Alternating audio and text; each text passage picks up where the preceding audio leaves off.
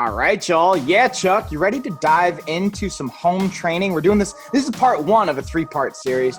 We're going to dive on into it. What do you think, Chuck? You ready to rock? I'm ready to rock. Let's do this. Awesome. And I have to give you credit, honestly, Chuck, before we dive into this. So everybody knows this was Chuck's idea just right off the jump. So I appreciate the thought behind it. And talking specifically on part one, motivation for training at home. Kind of giving you guys, we want to give you some actionable steps. I have 3 tips laid out in front of me that I wanted to kind of bounce off of you, Chuck. And obviously we'll go back and forth with that insight for everyone to take away from it. But as everyone can see, if you're watching on the video, obviously if you're listening, we'll keep riding through, but I would highly recommend watching the video and look at Chuck's awesome home setup. I normally would have you looking at mine, but mine is under construction right now, as I showed Chuck before. Yeah, yours is a mess.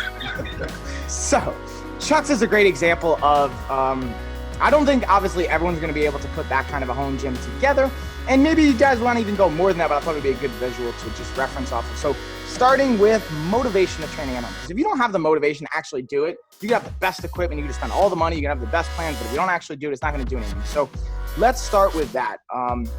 Chuck, to you, I wanted to talk to you because you were really embracing home training even before I got all my equipment and my fun stuff. So I wanted to hear just from your own eyes, from a personal perspective, what were you able to do, or how did you get started with that transition from being at the gym to now being at home and getting your work in?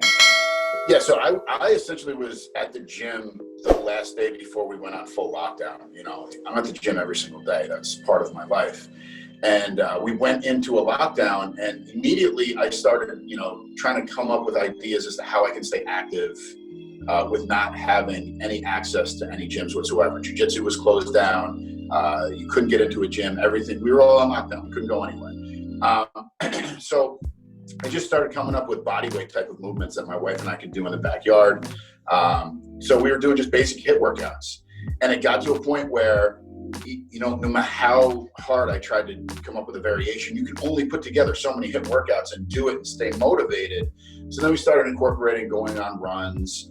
And then, after that got a little boring, we went back to the HIIT workouts and just various things that we can do to stay motivated. And then I said to myself, you know what?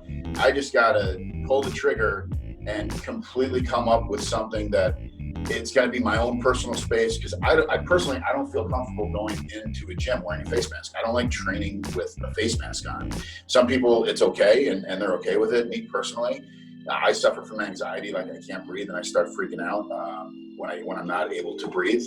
So especially when I'm putting that type of stress on my body when I'm working out, I don't want to feel like I'm being suffocated by a face mask. So I came up with the idea to do this and completely gut my garage and make it my own space, make it my own gym for my wife and I to come in here and train. So that way number one, we know we're safe. It's pretty much only us coming in here. I have a couple of friends come over from time to time and work out, but it's us in here.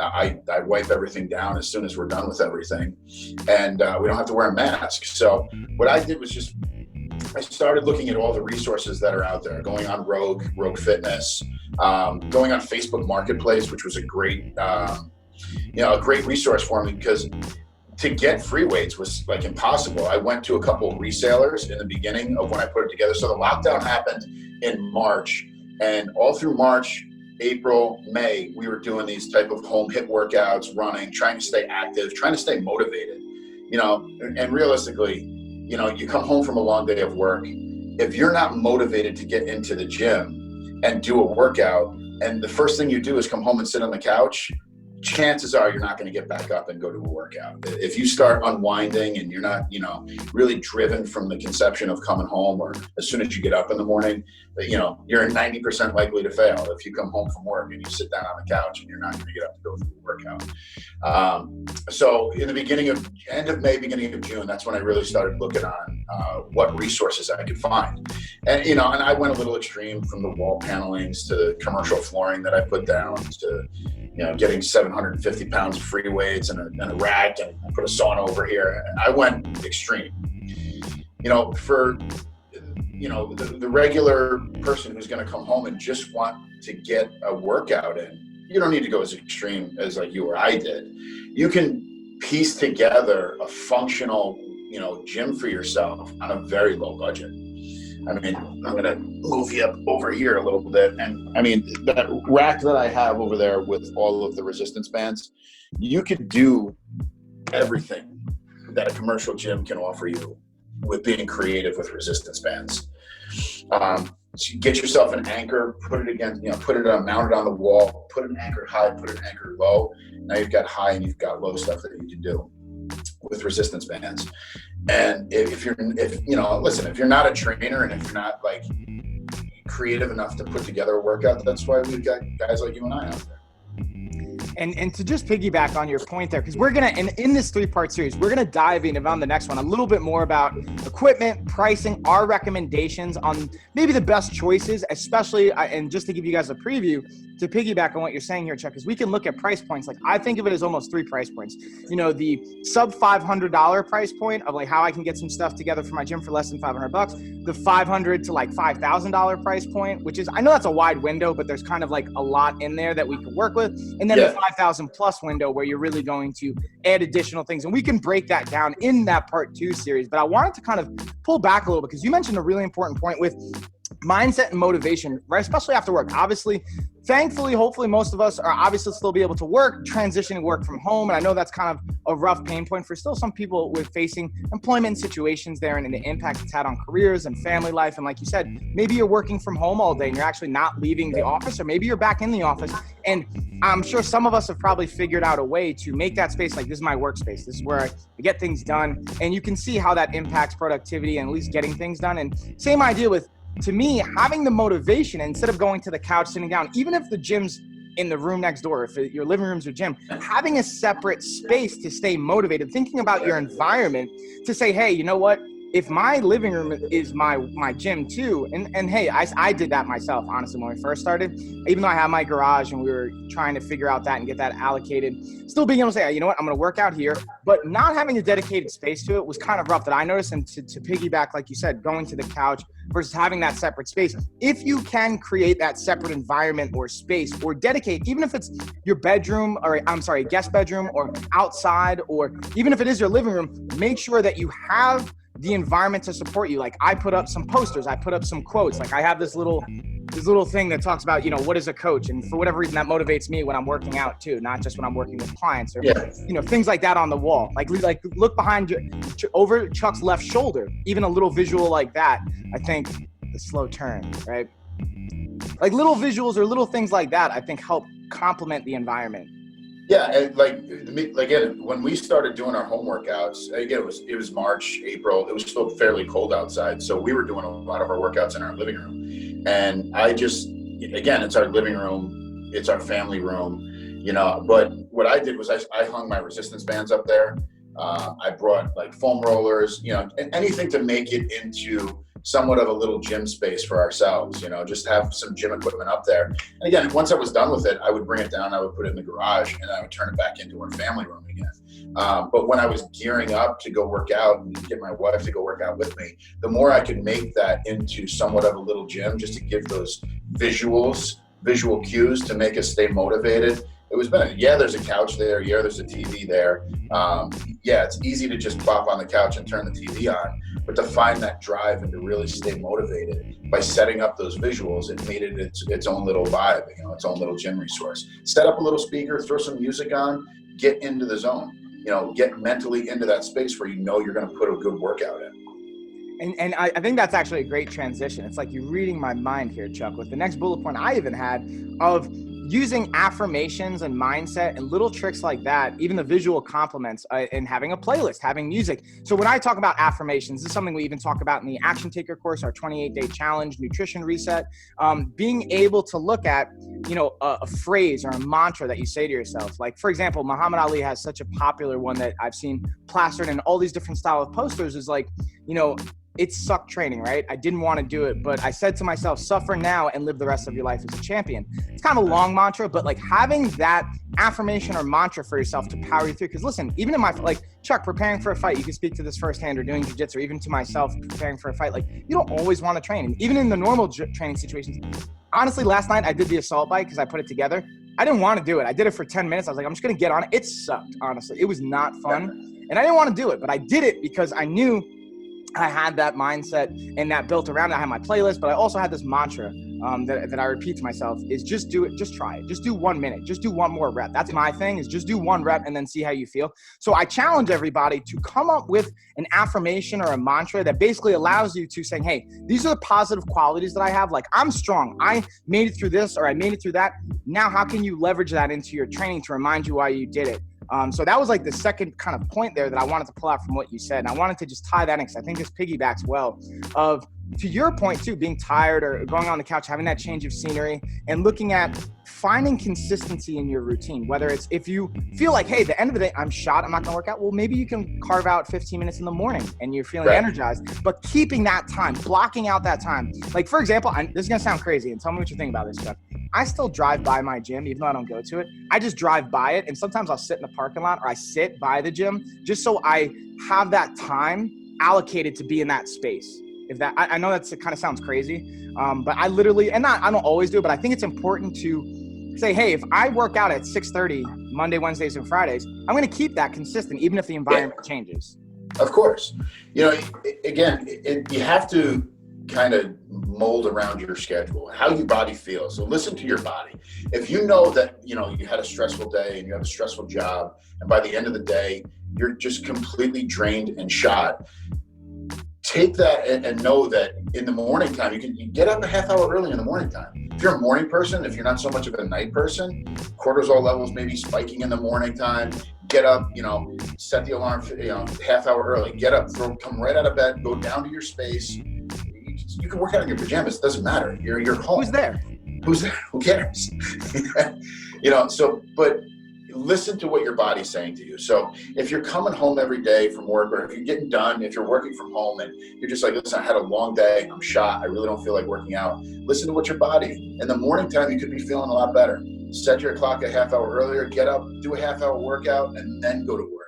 So it's listening to how your body's reacting, and then just, you know, accommodating off of that, you know, and again, setting up that visual space, getting in that space. You know, again, if you're working from home all day and you're in sweatpants all day long, one of the cues that you can do though is just change, get out of your sweatpants, throw some gym clothes on, put some music on and go. You know, if you're sitting behind a computer all day and you got a nice, you know, you're doing the Zoom calls, you got a nice top on, but you got your sweatpants on, because, you know, we've all done that. You know, reset your mind to take 5 minutes, go throw some gym clothes on, throw some music on, and just even that little cue may give you enough motivation to want to get that workout done by just changing and resetting the way you feel by changing your clothes. Yeah, and just to piggyback on that too, Chuck, to have that transition in time of like, all right, this is my work time, this is my gym time, and having that transition. This is something that I've tried before too, to just piggyback on that. And I've seen others. So I kick it to everybody, just give it a shot of literally, just like you said, you're going to change your clothes, get in that mindset, put a playlist, go in your car, drive around the block as if you were driving to the gym. And then you pull, like, obviously nothing changed, but there's that transition in space from I was doing this to now I'm doing that. It's so much when we have routine, like I have routine written down for us to kind of piggyback on having that consistent time or having that routine that we're developing, but being able to have that part of the routine where it's like you're breaking up your day. Because if it all just bleeds into itself, it can be a mishmash of like, I don't even know, you know, like what's going on, where I am, getting the most out of it, being in the moment for that workout. So I think that's a really highlighted piece I wanted to pull out that you mentioned. And yeah, I like, again, because we're diving into a 3-part series, I wanted to keep it around motivation. And one thing I heard that it was just kind of like a bonus piece. Also, for you guys watching visually, I don't have hair. So this cord, I pretend is like I have long hair and I'm like wicking it back. So I just want you guys to know. So if you're watching, yeah, I'm trying to like pretend as if I have hair. So for anyone listening on the audio, just one, that's all I need. Like it's like a ponytail. Anyone listening, I highly recommend check out the YouTube video so you can see me like with actual what it would look like with hair. But with that being said, one of the common questions that I hear that was kind of a bonus from the bullet points that I had of, yeah, I'm motivated in the morning. I'm ready to get after it. I even, you know, I bought, you know, a killer workout program from Chuck or from Mike. We got our Life of a Fighter program. But after 2 weeks, I'm not motivated. Like and there's two things that I commonly think happen from our experience with clients. And I'm curious to hear you speak to this, Chuck, is you have expectations that are not realistic. Like you're going to lose 10 pounds in a week and your body's going to have this magical transformation. And two, being able to just know what you're doing. And maybe sometimes people don't actually have a plan. They went on YouTube, they Google it, and those are great to just get something. But I highly recommend being able to have a thought out plan, like even what we're building behind the scenes with a new 8-week program, or with our pro coach program, and even in our fitness, while having these program templates to be able to say, like, I have structure, I have the routine, I know that what it's going to look like. And if even I have to make an adjustment, like you said, one day I audible and I say, you know what, I'm going to push this to tomorrow. You know what that's going to look like because you have a plan in place. Yeah, I mean, and that ultimately was like my drive in the beginning when I was doing these HIIT workouts. I knew what I was going to be doing. And then after a couple of weeks, I kind of got bored with the program. And then I would have to go back. And as a trainer, I'm able to go back and look at what I'm doing and look at what my goal is. And I adjust my workout plan based upon what my goal is, you know. And again, that motivation and that drive, I get it. You know, if you're not seeing results right away, or if you're just getting bored with your workout, I can understand it. I mean, I've been there. Everybody's been there. But that's where, you know, again, if you go online and you buy a program from somebody and you're not happy with the program, talk to the person that you bought it from. Maybe you can get a modification. I mean, we do modifications all the time for somebody. And it depends on your goals, but you have to be willing to give the program time. It's not going to be magic and work, you know, overnight. I didn't get like this overnight. Mike, you didn't get like you did overnight. We put time and energy into our own physical fitness to get the way we are. I've been lifting pretty much my entire life. I saw the pictures, Chuck. I seen those kid pictures. Seen the kid pictures. But I mean, and I understand that like it's a process and it does take time. And, you know, that's why I like to, you know, in some of my workouts that I do, like we just talked about the 8-week program that we're doing. Weeks 1 through 4 are the same workout, but then we change it up in weeks 6 through 8, or 4 through 6. So 1 through 4, 4 through 6, and then 6 through 8. So we spread it out over time and we shock the body a little bit after week. So we're giving that person a good 8-week program, but that program will transition and change over time period. So the first 4 weeks, you may be doing the same thing. You have to understand that that's a foundational thing, the first 4 weeks. So you got to put that time and let the program work for you. So Legos? You may be bored with it. Yeah, Legos. You may be bored with it, but you know, change up your playlist. You know, just, you know, change up the playlist, change up the way you're kind of approaching it. And then before you know it, you're going into week 5 and you're like, oh, it's a completely different thing. It's you know, great. Now I've got a couple more weeks where things have changed for me. And again, if you've gone online and you've bought a program and if you feel like it's not working for you, reach out to the person that you bought the program for and just ask for a modification. I was working out today and I was doing lateral raises and my elbow didn't feel great. So I had to come up with a modification of it because my elbow was just in pain. You know, and again, if you buy a program and if you're trying it and it's just not working out for your body and you're not feeling good about the program, just verbalize that to the trainer that you bought it from. I'm sure they'll work out with you, especially us. Yeah, I think I think that's a great point, is the communication side. That's something we always encourage clients, or even like you guys listening right now, even if you have yet to buy anything, if you've been thinking about it, anything like that, reach out to us. Like, I'm always happy to answer questions too. And you may be surprised with the potential options we'll have, because a lot of times I think people have, and we've had this discussion on, you know, I like to think we do a good job of explaining things, but sometimes you have expectations versus reality, and they don't always line up. So to communicate that and to be able to understand that, and then also being able to know, like, an added plug for honestly what we do is, you know, the motivation around training at home is one piece, but if you're still eating garbage and you're still not transitioning the other parts of your life, and that's where I think that our 28-day nutrition challenge and reset comes into play as a complement to the programs that we do. And even with our pro coaching clients, which is our one-on-one, like, monthly custom planning, and even the fitness nutrition vault that we have that has our template plans and exclusive content and things like that, to be able to not only just do the training piece, but to have the nutritional piece and the accountability that comes. I think that's the biggest thing we talk about all the time, that most people, when you buy these programs, you're not getting accountability. So if you don't have accountability from the coach, A, maybe reconsider and talk with us, or B, just find an accountability buddy. Like me and you, like, even if we didn't do this, you would be my accountability buddy no matter what. Yeah. I mean, and ultimately you say that word accountability, and you know, when you're working out, not a lot of people understand, you know, what that means in total. I mean, you know, you're a trainer, I'm a trainer. You know, one of my philosophies is every coach needs a coach. But if I didn't have things to piggyback off of you and like say, hey, Mike, what do you think of this? and have that accountability back, I know I would slack in my workouts. Don't get me wrong. Like I 100% know that I would slack in my workouts. To have that accountability with either a coach or an accountability buddy, you said, it's phenomenal just to have that resource to be there. Even if it is just hey, you want to come over and grab a quick workout with me? Sure, let's come over and grab a quick. Or what are you doing? Call up your friend. Hey, you just got home from work. What are you doing? I'm going to work out. Boom. I'm going to be motivated enough to go work out as well, too. So yeah, definitely look into to either contacting us or find an accountability buddy. Bam. And with all that being said, I think we're going to kind of wrap it up for part one. This is just one part of the 3-part series, though. And we touched on some fun parts. Even the next one we're going to talk about in part 2 is looking at, all right, now we know you want the home gym. You have motivation. You've kind of set yourself up. You've even done the body weighted routine, or you've taken advantage of even some of the content we have. And I'll put in the description below, I'll put some links to resources we have that are free, and also some of our paid programs and options that we have that you can really level it up for the premium points and accountability. But next one, we're going to talk about building that home gym, the equipment, the prices, and some of the things that we like and recommend. And there's also a great YouTube channel I wanted to plug to prep you guys for it, is Garage Gym Reviews. That was actually one that I really started to consistently watch, and bought a lot of my equipment either based off of or chose to use different equipment. And I guess maybe one more plug. Fun fact, by the way, if you are having still a hard time getting bumper plates or weight or equipment, reach out to us. We are fortunate enough to have some wholesale relationships to be able to acquire weights and plates. May not be, obviously, depending on where you're at, may not be able to ship it to you or get it to you, but reach out to us, let us know. And I'm also making concrete plates for fun. That could be something you could be resourceful and check out yourself. So that was all what I wanted to just sum it up. I want to kick it back to you, Chuck, because I know you're also going to have a fun weekend ahead that hopefully we're going to get some cool a day in the life of a coach content coming from. Yeah, I'll definitely give you some day in the life stuff.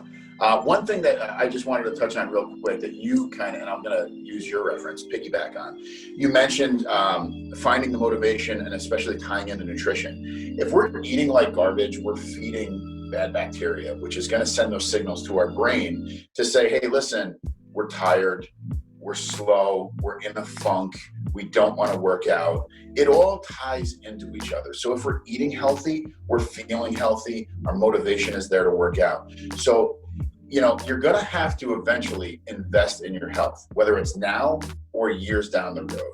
So invest in your health now. You feel better now. And that's what Mike and I always do. We've obviously invested in our own health with our garage gyms that we do, with our education that we do, with the nutrition that we do.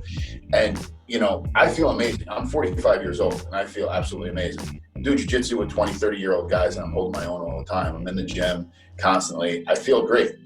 Boom. I know, Mike, you feel good. You want to feel good in life. And I understand there needs to be a balance. We want to have fun. I'll definitely send you some videos of the day in the life of a coach. And I'm going to go have fun this weekend. But then I'm going to tie it back into going back into my healthy regime and staying on that healthy track so I can feel better. Hey, I may not feel better tomorrow morning when I wake up because I'm going to go have some fun tonight. But then I'm going to tie everything back into it. Monday morning, I'm going to be back in the gym and I'm going to be doing my thing. So that's a real takeaway from this is you got to invest in your health either now or later, because years down the road, it may be too late. So let's do something healthy for yourself now. Bam, powerful words. We're going to wrap it on that. And we'll see you guys on the next episode in part 2. And again, just a reminder, leave a review, reach out to us. We have all the info below. Appreciate you guys. Thank you, Chuck, as always.